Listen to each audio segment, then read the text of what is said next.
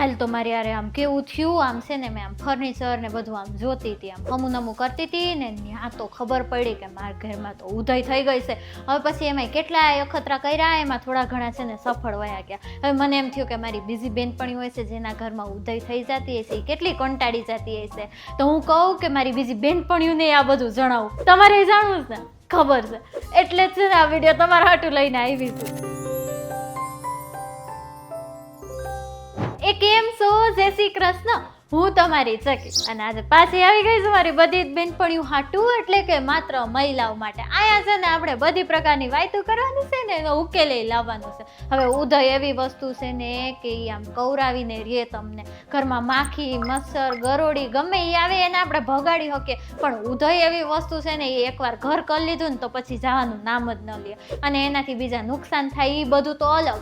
અને પાછું બારી દરવાજા હોય કે ફર્નિચર હોય કે લાકડાની કઈ વસ્તુ હોય ને તો એમાં તો હાવામાં એવી રીતે રહી જાય ને કે વાત જવા દો. અને હમણાં ચોમાસું છે તો ચોમાસામાં તો સૌથી વધારે એ આમ થઈ જાય છે. હવે એના હાટું છે ને એવી 6 મસ્તીની હું ટીપ લઈને આવી છું, તો એ તમને સૌથી પહેલા જણાવી દઉં. ટીપ નંબર 1, જો ફર્નિચરમાં ઉધઈ લાગી જાય ને તો તમારે છે ને એને તડકે મૂકી આવવાની છે 4 થી 5 કલાક. હવે જો એક દિવસ તમે મૂકો અને ઉધઈ જાય નહીં તો તમારે છે ને 4-5 દિવસ સુધી રોજ 4-5 કલાક તમારે તડકે એ ફર્નિચર મૂકી જ દેવાનું છે. ટીપ નંબર 2, આ જે ઉધઈ છે ને એ કડવી વસ્તુથી છે ને આમ દૂર જ ભાગતી હોય, તો છે ને કાં તો કારેલા કાં તો કડવા લીમડાનો તમારે રસ કરીને એને છે ને છાંટી લેવાનું છે જ્યાં જ્યાં તમને ઉધઈ દેખાય નહીં. આવું છે ને તમારે 3 થી 5 દિવસ સુધી કરવાનું છે.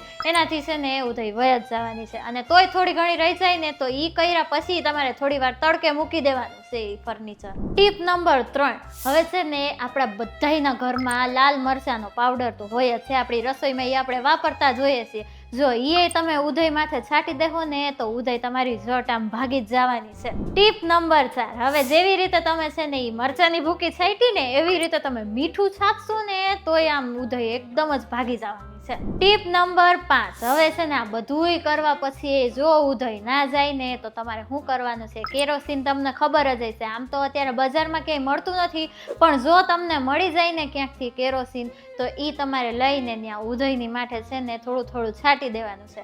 અને જેવું તમે છાંટશો ને એના થોડા ટાઈમ પછી છે ને ઉધઈ વહી જવાની છે. જેવી ઉધઈ વહી જાય ને એમ જ તમારે છે ને એક કપડું લેવાનું છે અને કેરોસીન વાળું કરીને તમારું ફર્નિચર, બારી, દરવાજા જ્યાં જ્યાં ઉધઈ હતી ને ત્યાં એ છે ને તમારે બધું જ લૂછી લેવાનું છે ને હરખાઈથી આમ ચોખ્ખું કરી લેવાનું છે. સૌથી છેલ્લી ટીપ ને ટીપ નંબર 6, આ છે ને ઓલી નેપથેલિનની ગોળી એટલે કે ફિનાઇલની ગોળી, એ તમારે છે ને ફર્નિચરની આજુબાજુ ને બારી દરવાજા હોય ત્યાં ખૂણે છે ને તમારે 1-2 મૂકી દેવાની છે. એનાથી શું થાય કે એકવાર ઉધઈ વહી ગઈ ને એ પછી પાછી આવવાની શક્યતાઓ હાવ ઘટી જાય છે.